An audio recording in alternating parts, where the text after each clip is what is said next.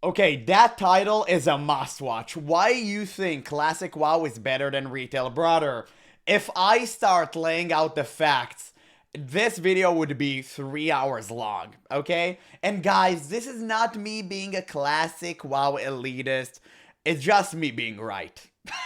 Retail players watching this are seedy. What if I told you that I could prove without a shadow of a doubt using Guys, it's a scientific joke! methods that Classic is superior Or to not. Retail, and there is literally no case to be made to the contrary. But you don't need a PhD to know something has gone fundamentally wrong. I wish we hadn't called it Warcraft. Sounds kind of intimidating. Do you guys remember when Bro, I hate this video so much. I remember watching it for the first time. It was so abhorrently cringe. Just a wine mom acting as a VP telling us what Warcraft is about. A damn shame. Warcraft is intimidating. What? Hell World no. of Warcraft was an immersive and expansive world based on the RTS franchise Warcraft? You know, like it says in the name. Why does it feel like the game has lost its soul? Sounds kind of intimidating. Because it was hijacked by wine moms and Labubu millennials. That's why. The soul has been completely snuffed out. Because nowadays we have, ooh, you can't say Warcraft anymore. And oh, this character is too masculine. We can't have that in our game. No, everyone needs to be like this fragile human being with egos that don't last a second out there in the open. Why? Because it's supposed to be a reflection of the people who are currently working on the game. All they do is self-insert their own opinions and identity into our game. And they're so broken from within, they literally cannot make anything good. It is such a damn shame we lost our favorite MMO to this. We've gone from legendary characters to characters who look like they'd be more at home. Exactly. Instead of making characters that we and them are aspiring to be, they create characters that are so weak, nobody wants to become like them. It's so weird. It is so weird. Order than swinging a sword. Khadgar's in a freaking wheelchair for some reason. And now we have cinematics that make me question whether it's a Blizzard game or a new Disney movie. And it's not just the story or the characters or the world. And actually, this is such a good example. You could have seen with Khadgar on a wheelchair. Like, why would you ever do that? You could have easily made it so he, like, hovers on some conjured, I don't know, like, really cool machination and all of that. But no, you chose a wheelchair. Who would in God's name do that? Only people that want to belittle other ones and want to downsize and laugh at them. It's such a damn shame. This isn't inclusive, man. Like, this is not. It's the exact opposite of it. The whole design philosophy around the game is completely different. To some, the focal point of these changes are the various quality of life features or abundant convenience options in a time where, despite technological advancements, we find ourselves busier than ever. But to others, it comes at the cost of a game they once loved, forged relationships in, and struggled mightily together to build something meaningful. But before we discuss gameplay, let's talk about a psychological pattern that was broken over 15 years ago and never fixed. Have you ever finished a massive 100+ hour RPG, watched the credits roll, and then felt empty? This phenomenon is known as narrative closure. You see, our brains are pattern recognition machines. And for a decade, the Warcraft pattern was built on the fall of Lordaeron, the Scourge, the Frozen Throne, and mostly centered on the story of Arthas Menethil. Warcraft 3, the Frozen Throne, ended open-endedly with Arthas defeating Illidan in a 1v1 and ascending the Frozen Throne. And when Wrath of the Lich King released just 5 years later in 2008, there was a huge amount of anticipation and dopamine buildup towards Arthas's inevitable defeat. And when he finally fell at the top of Icecrown Citadel, the game lost the peak of its narrative hierarchy. Absolutely. The game died in Wrath of the Lich King. Everyone knows that. WoW 2 should have happened immediately after that. Or not immediately, but it should have happened like after. Cataclysm was a pretty nice attempt at trying to reset the universe, but it didn't work because the story continued, and that was unfortunate. Cataclysm should have happened way more into the, like, way further into the future. It should have happened like 1,000 years in the future, and then it would have made more sense because you had a solid base to start on, essentially a clean slate, but still a spiritual successor to the original game. But instead they opted to keep everyone the same, and now unfortunately you have to work with heroes that don't make any sense anymore, like Thrall, Jaina, Sylvanas, or it created just such a weird situation where Blizzard didn't know what to do with their characters. The Yeah, and exactly, that's why they made Pandaria. Pandaria should have never been an expansion. Never. It should have been part of an expansion, I agree. It should have never been an expansion on its own. Over. No, my son. First, they have to bring you back and humiliate you as a blue wisp in Shadowlands, then it will be over. When that hierarchy collapsed, the narrative loop was closed and the pattern complete. As a result, the brain sort of feels unemployed, and everything that followed from Cataclysm, the Kung Fu Panda expansion, which I'll come back to in Everyone a moment, calls the it that Jailer, way. the Primalists, etc., it all just feels like tacked on DLC that isn't part of that core Warcraft pattern. And this hierarchical flattening wasn't just in the plot. To me and many others, Mists of Pandaria signaled the beginning of a progressive emasculation of the World of Warcraft brand. It's not the Kung Fu Panda. I told you, it all started because of these damn pandas. Why nobody listens to me? Oh my god, I feel like I was shouting into the void, man. Like, it's... guys, please, how many videos must I react to so you understand it all started there, okay? It wasn't BFA, it was Pandaria. Aren't cool, they're essentially a nod. And I don't care Chen was featured in Warcraft 3, I get it, okay? I love Chen, he's a cool character. But for the love of God, it didn't require a whole ass expansion. To the old Kung Fu movies that I happened to grow up with. And while the actual gameplay experience during the Panda expansion was praiseworthy, the writing was on the wall for a general tonal shift from classic characters like Thrall, Arthas, Illidan, to modern characters like Moira, Illyria, Faerun, Xal'atath in the current expansion cycle. Classic Illyria was way earlier too. She could have been a good character, they just chose to butcher her because they have no talent left. Blizzard had mythological archetypes, the tragic prince, the Promethean anti-hero, the vengeful queen, the honorable orc. They were larger-than-life mythological characters struggling against fate and cosmic forces that functioned as aspirational fantasy. Arthas versus Frostmourne, Illidan and the Blood Elves versus Kil'jaeden and the Burning Legion. Modern WoW characters have been humanized to a fault. They swapped the struggle against fate. They're not been humanized, they've been humiliated to a fault.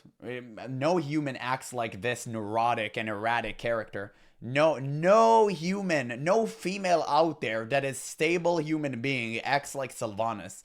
No one. One day she's burning a tree that is so important to the lore, and the other day she's telling the jailer, no, I'm not going to be your pawn, after literally being his pawn for the previous 3 patches. What are we talking about? No one is that neurotic. No one. It's just bad writing. It doesn't make any sense. And there's a reason why nobody likes these characters anymore. Like, stop saying it's humanization. No human act like that. No one. Not a stable individual, at least. With Anduin struggling to get his up and process his feelings. I have erectile dysfunction! It's a symptom of this modern cultural shift which seeks to flatten the value hierarchy of aesthetics to make these characters more realistic. It seeks to demasculinize men because that's what World of Warcraft appealed to, and it's not in line with Blizzard's current doctrine. It's that simple. And relatable. But by uglifying the characters both aesthetically What and... the fuck is that?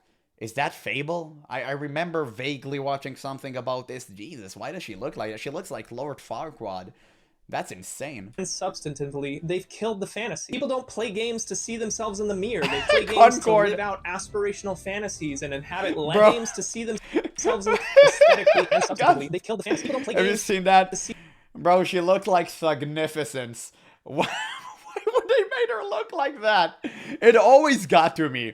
I mean, I don't know why you made her look like a Boondocks character. It's just so funny. See themselves in the mirror. They play games to live out aspirational fantasies and inhabit legends. When you watch the Olympics, would you rather watch a bunch of out-of-shape, middle-aged, balding dudes like you, or the carefully curated To be fair, it could be funny. best representations of physical human achievement on the planet? It seems like modern Blizzard has simply forgotten where it came from. It is simultaneously enjoying the fruit of its tree while severing its own roots. The Arthas era was a decade-long mountain climb towards a single peak with obvious narrative ridges along the way. And for years, there hasn't been an interesting face to fill the void that Arthas left at the summit of Icecrown. Some of the RTS legends came close, but recent expansions have abandoned the climb entirely This for trailer a was so modular, good. horizontal world with seasonal bosses that are more distraction than depth. Think of the Jailer in Shadowlands or Farak in Dragonflight. They lack the persistence, personal connection, and archetypal weight that made Arthas a true North Star figure. This brings us to the current... And to be fair, Fyrek could have been cool. It just Blizzard butchered him. World Soul Saga and Xalatath as Blizzard's latest attempt. Yeah, same with Xalatath, exactly. I mean, all you know that Blizzard writing is so off-putting when you try to read something about the new villain and all that you watch is videos talking about her feet. You know it's that bad. I mean, she's not interesting, and she has a cool design, like I'll grant you that, but I don't think she's that cool. I mean, she's truly not that fearful. Fearful? Is that the right word?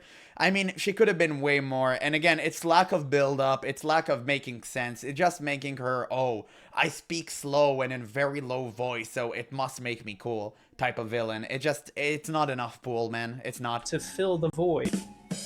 I get They've it. even added quests in classic Season of Discovery and lore walking missions in later retail patches to weave her deeper into the game's past, to try to fix the lack of depth that the Jailer or Farak had, because she can't rely on that foundational Warcraft source material. The story with Arthas felt organic because we were there on his first steps towards madness, and defeating him was the cathartic ending to the tragedy that we started in the Culling of Strathal. For the first 3 years of her existence, Xalatath's only persistence was being a snarky sentient dagger in a priest's backpack during her Naifu era. Now she effectively functions as a kind of narrative parasite, injected into the lore to retroactively weave disparate threads like the Old Gods, the Void, or the Black Blade together into a singular tapestry. In an era where Blizzard finds itself devoid of the RTS icons, she is a desperate attempt to manufacture a new summit out of those fragments. Do you think our brains can accept this new pattern as authentic, or will it simply feel like a sophisticated retcon into a world that has already finished its story? Next, and probably more importantly, Blizzard wasn't satisfied with the death of the narrative, so they killed the world that hosted it. But to understand why that matters, you have to understand a fundamental quirk of human psychology. You see, back in 1959, researchers discovered a concept known as effort justification. Essentially, the positive correlation between the difficulty of initiation into a group and how much you end up loving being a part of that group. Fast forward to 2012, and we have the IKEA effect, where participants were found to value furniture more when they had to put it together themselves. Two separate studies, 50 years apart, same principle. Our perception of value in something increases with the amount of effort required to attain it. In classic WoW, seeing a I mean, isn't that just basic human knowledge?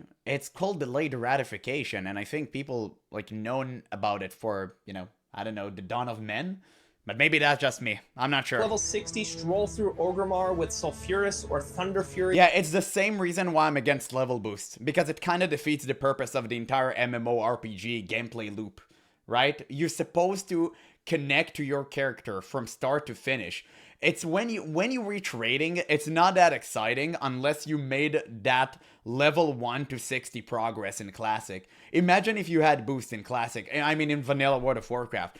It wouldn't have made any sense, right? Because the whole premise is you starting to fight kobolds and getting to defeat Ragnaros. That was the thing that made it so exciting. Nowadays, you don't have that. It was a testament to weeks, months, even years of dedication towards that character. They were the ones who successfully summited Mount Everest while I was at base camp stuck tying my shoes. When I first started playing WoW back in 2005, several months into the release of Vanilla, I had a friend who blew my mind when he showed me his brother's max level warrior. I was probably like level 10, and at that point I couldn't even imagine what it would be like to hit 60. It wasn't just acquiring endgame loot. Every Damn. milestone hit Young hitting level Asmund 40 Bald. and getting your mount, or finishing your first RFC or dead mines with your little Nublet friend. These felt like major accomplishments, but little by little, Blizzard began to optimize away the friction, devaluing the game in the process. In Classic, the world didn't hold your hand. You read quests. Yeah, Blizzard turned World of Warcraft into a seasonal game. That's the major issue we have with the game right now.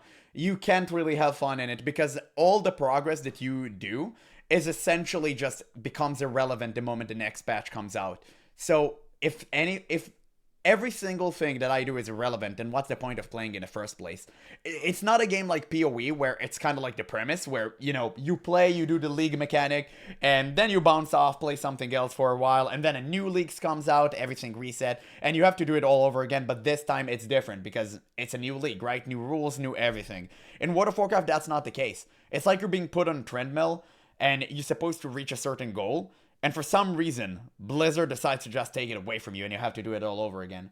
You didn't achieve anything, you didn't have any fun, it's like you were trying to aspire, climb a mountain, but for some reason Blizzard just shoved you down from it. It's so stupid. It doesn't make any sense whatsoever. Text. Where if you compare it to PoE, it's like you climb that mountain and you're done, and they give you a new mountain to climb. Blizzard, that's not the case. No, you climb half the mountain, they push you back to the bottom, and then you have to climb it all over again. And you never reach the top. You got lost. It's never ending. You wandered around and got murdered by a group of Murlocs. It forced you to engage with the world, but then Blizzard added quest markers, robbing you of that valuable friction of getting lost and having to explore. In retail, they treat the world not like a living place to be explored, but like a checklist. And when navigation becomes automatic, exploration becomes optional. But navigation was only part of the shift. Another part was progression. In Classic, your first mount wasn't convenient. In fact, at first, it was a financial crisis. Even once you finally hit 40, a lot of people still had to farm, sell linen, or ask their guildmates. But when you finally got it, you felt like you were taller, like you accomplished something huge. And then the level requirement dropped, first to 30, then 20, and the gold cost along with. When that effort disappeared, it felt like the equivalent of a digital participation trophy. But the biggest loss wasn't quest markers or mounts, it was danger. If you pulled more than a couple mobs, you were banished to the spirit realm. Part of the fun of the game was the puzzle of trying to work through an area and not pull too much aggro. Like that freaking Skull Rock cave next to Ogremar where you have to get the lieutenant's insignia. Better yet, Absolutely, because you had to prepare for battle. Nowadays, you just go, you pull half the map, and you just mow them down like a lawnmower. And that's it. You just whittle down the enemy and move on to the next. Back in the day, you had to prepare. You had to make sure you're full on mana and HP. Mana if your character does have it. And your cooldowns aren't off. And you can still just, you know, make sure that you can down a certain creature before you just perish. You have to make sure they're not too close to each other. You had to make sure and be aware that your surroundings are clear because you don't want to accidentally walk back and pull another mob, which happened to be pretty constantly, I gotta admit. So I ended up dying a few times because of that, and you had to make preparation. The fight itself wasn't difficult, obviously. The mobs didn't have any abilities, or maybe they had, but they were so negligible no one actually cared. But you had to do preparations. Nowadays, that's not the case. the friction of knowing that Stitches was out there patrolling the road in Duskwood, or the son of Arugal in Silverpine that would delete your level 15 character if you weren't paying attention. In retail, you're playing the game on peaceful mode, you land somewhere, AoE a pack of 6 dudes while watching Netflix, hop on your rocket-powered dragon, and off to the next glowing quest marker. Speaking of flying mounts, they came out in the Burning Crusade. Just keep on chasing them carrots, you rabbit. But you had to wait until 70 to use them, and only in Outland, so you were still forced to explore and experience the world. It wasn't until Cataclysm that the death of the world was codified, turning it into a skippable flight simulator, and this design philosophy reached its final hyper-optimized form in Dragonflight. In Classic, the environment asserted its authority and dominance over you. If you tried to enter Ungoro Crater before you were ready, a big-ass dinosaur or a gorilla would stroll over and bitch-slap you back to Gadget's-hand. Even the boring aspects of Classic, like the flight paths, were actually valuable from the perspective of neuroscience. When you were stuck on a wyvern or griffin flying over a high-level region like Burning Steppes or Searing Gorge, it created immense anticipation and gave you a sense of scale. I remember many a time when flying over an area as a hunter and thinking, oh, I want to tame whatever the hell that is. Neuroscience tells us that the brain actually needs these moments of boring intervals or low stimulus to consolidate memories through awake replay. In retail, skywriting is so fast that the world just becomes a low-resolution blur beneath your mount. And level scaling eliminates the anticipation of scaling that mountain. I imagine this will be controversial, but in my opinion, another unfortunate consequence of this design philosophy was the death of large-scale, spontaneous, player-driven conflict. There are really no more Stranglethorn Vale-style wars where a single gank spiraled into a 3-hour faction war that... To be honest, this is, I guess, depends on the individual, because I hate PvP inside of MMORPGs, and I think most people do. The PvP community is a very loud minority, but it's a minority nonetheless. Games, like especially MMOs, are built off the backs of PvE gamers. I will always say that, and this is always true. But if you like those Stranglethorn fights, like, that's good on you, but I don't think most people have. Find your entire... It may be a me thing, but I'm 99% sure most people didn't like those fights, but It kind of depends, I guess. Continue to engage To each in their world own. PvP or contested zones when you can just fly 500 feet into the air and disappear into the sunset. Blizzard traded the chaotic living heart of a community for the efficiency of a solo experience. I'll talk more about that solo experience in a bit, but by solving every inconvenience, Blizzard flattened the geographical hierarchy and removed many of the reasons people cared. There's a great quote by Soren Johnson, the lead designer of Civilization 4. He said, quote, "Given the opportunity, players will optimize the fun out of a game." And Blizzard gave us every opportunity. By making skywriting the most efficient choice, they ensured that most players would never experience the friction of the terrain. One of the very things that made Classic's world feel alive. Systems that optimize for efficiency often destroy the psychological mechanisms that generate meaning. For me, Classic is that IKEA table that you love because you put it together with your friends despite unclear instructions and a few missing screws. And retail is a pre-assembled plastic desk delivered to your doorstep. Is it functional? Sure, but you don't care if it breaks because you can conveniently and quickly order a new one. When you remove the friction, you remove the game's soul. Once Blizzard finished killing off the story and the world, they moved on to the final target: identity and the social hierarchy. In Classic, class identity was a rigid vertical structure. They were not all created with equal utility, but they were essential to the climb. If you were a Mage gods, paladins, well, you should seek help. mage, you weren't just DPS numbers, you were the god of bread and portal. And if you were a warlock, you were the only reason that 40 people didn't have to run for an hour to a raid entrance. And because each class had distinct strengths and crippling weaknesses, you Unless you're a paladin, but okay, we're gonna brush that one off to the side. were forced into a state of social interdependence. This created a strong sense of identity and a Paladins had blessings, right, Paladins had blessings. They were super important.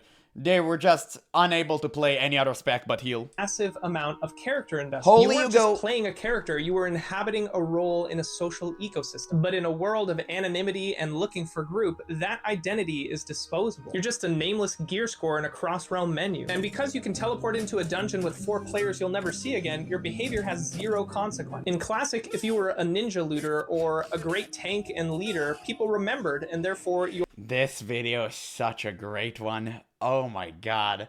Bro, I've watched this video 100 times and it would still not get old. It's McConnell being like ninja looted his mount.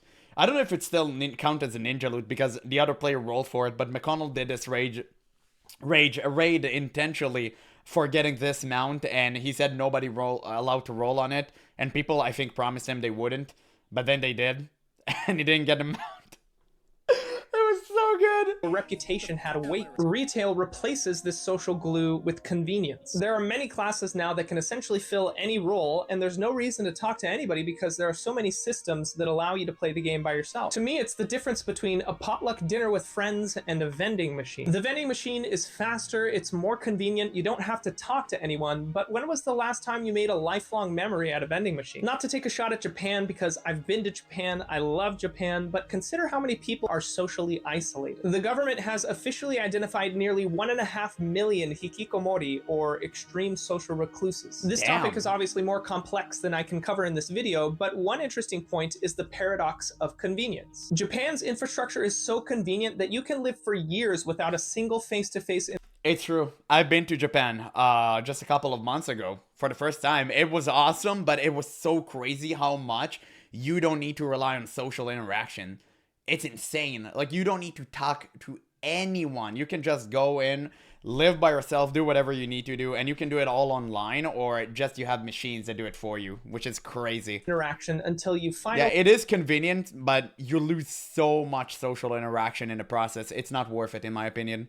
die and fulfill your dream of being isekai'd as a literal vending machine. Retail is essentially a hikikomori simulator. Everything is designed to make it easier to play the game without ever having to interact with another player. First it was looking for group, and then it was story mode raids, solo dungeons, delves, and now housing. The reason you think Classic is better than Retail is not because you're nostalgic for 2004 graphics or 40-man raid lag. It's because your brain is starving for verticality. You want a story with a North Star, enriched with mythological characters that were relatable in their flaws but remained fundamentally aspirational. A world imbued with friction and meaningful progression where discovery was a reward for effortful exploration as opposed to flying towards a spot on your minimap. And a community where your identity carries weight. You want Mount Fuji, retail hands you a flight simulator. It's smoother, faster, more accessible, but you know you didn't earn the view from the top. Classic didn't feel better because it was harder. It felt better because it mattered. And meaning does not emerge from convenience. It is a byproduct of the climb.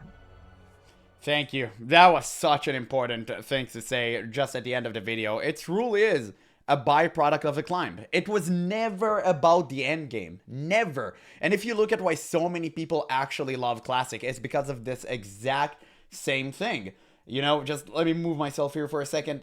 Yeah, he was absolutely right. I mean, it was always about the leveling in Classic because the end game was, well, let's face it, it was garbage. All the way until Next. Next is the only reason why people, I think, play to the end game because this was the first actual difficult dungeon that was really, really fun with actual mechanics. But other than that, Classic was never about raiding, man. It was always about the leveling. It was the experience. It was about the social element, meeting with people, going slowly through the zones, reading the quest. It was part of a bigger world because the world used to be the game. It wasn't about the end game. It wasn't about you. Now everything in retail is centered about the player. Instead of the player being a part of everything that's centered around the world, right? The world is not the main player here. It's you.